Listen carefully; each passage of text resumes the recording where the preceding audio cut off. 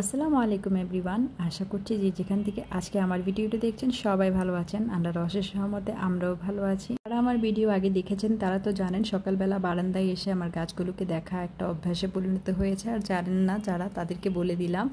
আর এই তো সকালবেলা ঘুম থেকে উঠে প্রতিদিনের মতো একটু বারান্দায় আসলাম ব্রাশ করতে করতে। তো আপনাদের সাথে একটু শেয়ার করছি। দেখেন বাগান বিলাস গাছটা কত সুন্দর হয়েছে। ইচ্ছে থাকলে সেটা আসলে পূরণ করার একটা না একটা উপায় বের হয়ে যায়। যেমন আমার বাগান বিলাস গাছ অনেক বেশি পছন্দ ছিল, তাই এক বালতি মাটির মধ্যে আমি বারান্দাতেই লাগিয়ে দিয়েছি। আর এই গাছটা কিন্তু খুব সুন্দরভাবে ফুল দিচ্ছিল। আর এটা হচ্ছে মাধবীলতা গাছ ছিল, যেটা এখন আর ফুল দিচ্ছে না। এদিকে হচ্ছে আমার পুদিনা গাছগুলো কেমন যেন হয়ে গেছে। আর লাকি ব্যাম্বো গাছগুলো ঠিকঠাক আগের মতোই আছে, তবে একটা গাছ দেখলাম একটু নষ্ট হয়ে গিয়েছে। এরপরে সকালে ছেলের বাবা ঘুম থেকে উঠে গিয়েছে, তো সবাই বসে একসাথে নাস্তা করছে। আজকে হচ্ছে আলু ভাজি, পরোটা আর কালকে রাতের একটু চাউমিন ছিল, সেটাও গরম করে নিয়েছি। এই খাবো সবাই মিলে। রাতের বেলায় আসলে অনেক বেশি বৃষ্টি হয়েছিল, আর ভাবলাম যে পরোটা খাওয়া হয় না অনেক দিন। আর বাবুর বাবা যেহেতু বাসায় আছে, তাই ভাবলাম যে আজকে একটু পরোটা তৈরি করি। আসলে একা একা নিজের জন্য কোনো কিছু ওইভাবে করতে ভালো লাগে না, সবাই খেলে তখন দেখবেন যে একটা আলাদা ভালো লাগে। আমরা মেয়েরা আসলে নিজেরা খাওয়ার চাইতে অন্যকে খাওয়াতেই কিন্তু বেশি পছন্দ করি। যাই হোক, নাস্তাটা করে নিচ্ছি। আর নাস্তা শেষ করে এখানে একটা বড় বউলে আপনাদের ভাইয়া হচ্ছে বস্তা থেকে আম বের করতেছে। আর এই আমগুলো হচ্ছে আমাদের গ্রামের বাড়ি থেকে মা পাঠিয়েছে। তো আমগুলো একেবারেই ফ্রেশ ছিল আর খুব বড় বড় ছিল।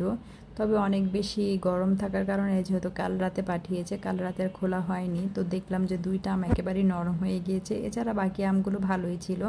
আসলে মেডিসিন ছাড়া আম খেতে, নিজের গাছের আম খেতে একটু অন্যরকমই ভালো লাগে। আর এদিকে হচ্ছে অনেকগুলো দুধও পাঠিয়েছিল।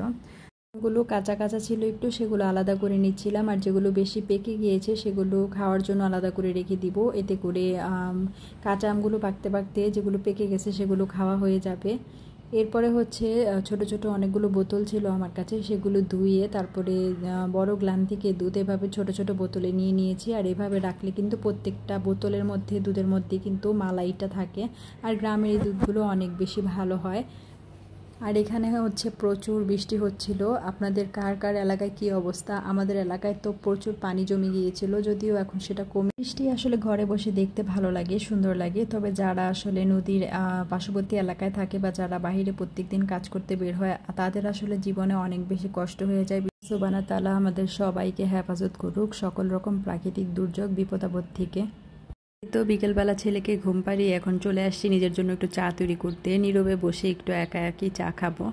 আর ছেলের বাবাও বাসায় নেই, তো চাটা করে নিতেছিলাম। আর আমার চায়ের পাতিলটা সবসময় চা তৈরি করি, তাই একটা দাগ বসে গেছে। কেউ কোনো কমেন্ট করবেন না প্লিজ। এটা অনেক চেষ্টার পরও উঠতেছিল না। আর এখানে হচ্ছে আজকে আমি ক্রিম বিস্কুট দিয়ে চা খাইতেছি। তো সব সময় আসলে এক ধরনের বিস্কুট দিয়ে খেতে ইচ্ছে করে না, আজকে হঠাৎ ইচ্ছে করলো ক্রিম বিস্কুট দিয়ে চা খেতে, তাই খাচ্ছিলাম আর কি। আর আজকে কোনো রান্নাবান্না শেয়ার করি নাই ওইভাবে, তাই হচ্ছে বিকেলবেলা চা খাওয়ার ভিডিওটা শেয়ার করলাম। তো সবার কাছে একটা অনুরোধ থাকবে, আমার ভিডিওটিকে লাইক দিয়ে আমার চ্যানেলটিকে সাবস্ক্রাইব করে আমার পাশে থাকবেন, আমাকে সাপোর্ট করবেন। যা বলছিলাম আর কি, এরকম ক্রিম বিস্কুট দিয়ে চা দিয়ে খেয়ে দেখতে পারেন। আশা করছি আপনাদেরও ভালো লাগবে, আমার কাছে তো অনেক ভালো লেগেছে। ভালো থাকবেন সবাই, আল্লাহ হাফেজ।